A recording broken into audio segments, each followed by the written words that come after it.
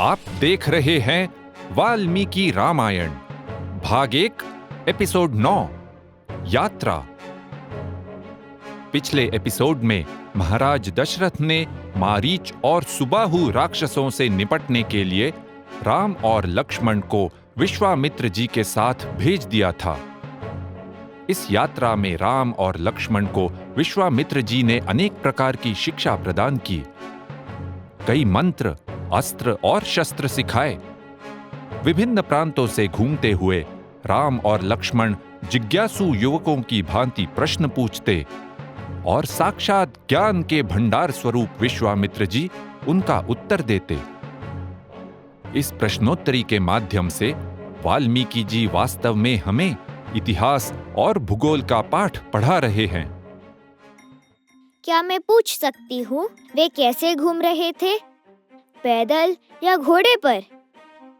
रात को कहाँ सोते थे? मुझे लगता है कि उस समय कोई होटल नहीं हुआ करते थे। और बैग में वो क्या-क्या लेकर चल पड़े थे? पासपोर्ट? इतने प्रश्न? ठीक है। वाल्मीकि जी ने हमें इन सब चीजों के बारे में कई दिलचस्प बातें बताई हैं। ये यात्रा तो उन्हें पैदल ही तय करनी थी, घोड़े या रथ पर नहीं। और न ही कोई बैग था, बस कला पिनौ धनुष पाणी, पीठ पर तरकस, हाथ में धनुष। विश्राम के लिए कभी पेड़ के नीचे घास को ही बिस्तर मान लिया, तृणशयने, तो कभी आश्रम में आराम से रात बिताई। अब रहा सवाल पासपोर्ट का। इस मासूम सवाल से तुमने एक अत्यंत गहन विषय छेड़ दिया है। क्या भारत उस समय भी एक देश था? या ऐसा कहें, क्या उस समय हिमालय और सागर के बीच रहने वाले लोगों में एकता की कोई भावना थी?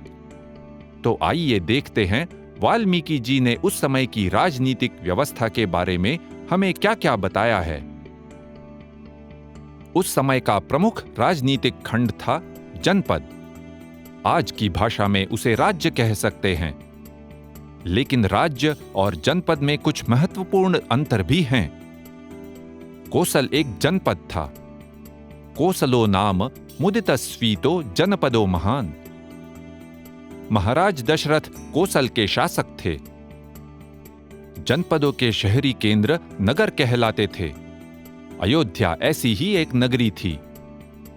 नगरों के बाहर, लेकिन जनपदों के भीतर कृषि भूमि थी। जनपदों के बाहर थे वन या जंगल, गैर खेती योग्य भूमि, और इसलिए किसी भी राजा को उस पर शासन करने की कोई आवश्यकता नहीं थी। वनों के अंदर ऋषियों के आश्रम हुआ करते थे। वन और आश्रम किसी भी राजा के अधिकार क्षेत्र में नहीं थे। अब बात रही एकात्मिकता की। राजनीतिक एकता हिंसा या बल से भी बनाई जा सकती है। कोई चक्रवर्ती सम्राट हो जो सभी शत्रु राजाओं को मार डाले और अपने राज्य के अंदर भी जो कोई वैचारिक स्वतंत्रता दर्शाए उसे भी खत्म कर दे। हम जानते हैं कि महाराज दशरथ ऐसे तो नहीं थे। लेकिन क्या इसका मतलब यह है कि उनका प्रभाव उनके जनपद कोसल तक ही सीमित था? विभिन्न जनपदों, नगरों, वनों और आश्रमों में एकता की कोई भावना थी या नहीं? वाल्मीकि जी ने हमें इस विषय में ये विशिष्ट प्रमाण दिए हैं। दशरथ अन्य राजाओं से कर वसूल करते थे। विश्वामित्र जी ने दशरथ के दरबार में उनसे पूछा था, क्या आपने सीमावर्ती शत्रुओं पर विजय प्राप्त कर ली है? और क्या कर देने वाले सारे राजा आपके नियंत्रण में हैं? लेकिन कर लेने के विशेषाधिकार के बदले में दशरथ के कंधों पर अन्य राज्यों की और वनों और आश्रमों की सुव्यवस्था की जिम्मेदारी थी। इसीलिए जब मारीच और सुबाहु का सामना करने का समय आया तो राजा दशरथ को ही अपने बेटों को भेजना पड़ा, किसी अन्य राजा को नहीं। 5वें एपिसोड में हमने देखा था कि जब राजा दशरथ ने यज्ञ का आयोजन किया तो उन्होंने सभी जनपदों के राजाओं और आम नागरिकों को आमंत्रित किया था, और इनमें दक्षिण के राजा भी शामिल थे, दाक्षिणात्यान नरेंद्रांश्च। जिनसे मित्रता हो वे ही तो उत्सव में आएंगे। ये अवश्य ही सामाजिक एकता का एक प्रमाण है। और राजनैतिक एकता का सबसे आश्चर्यजनक प्रमाण तो हमें बाद में मिलने वाला है, और वो इस प्रकार है। जब राजा दशरथ को उनका उत्तराधिकारी नियुक्त करना था, तब उन्होंने श्री राम के नाम का प्रस्ताव एक परिषद के सामने रखा। इस परिषद में अन्य राजाओं के साथ साथ अन्य जनपदों के नागरिक प्रतिनिधि भी शामिल थे। परिषद की सहमति के बिना राजा दशरथ ये निर्णय नहीं ले सकते थे। इसमें कोई संदेह नहीं कि प्राचीन काल में भी हिमालय और सागर के बीच स्थित ये भूमि राजनीतिक, सामाजिक और आर्थिक दृष्टि से एक थी। दुर्भाग्य होगा अगर आज वो एकता की भावना कम हुई हो। और इस प्रकार वनों, आश्रमों और जनपदों से यात्रा करते हुए विश्वामित्र, राम और लक्ष्मण चल पड़े। पहली रात सरयू नदी के तट पर उन्होंने विश्राम किया।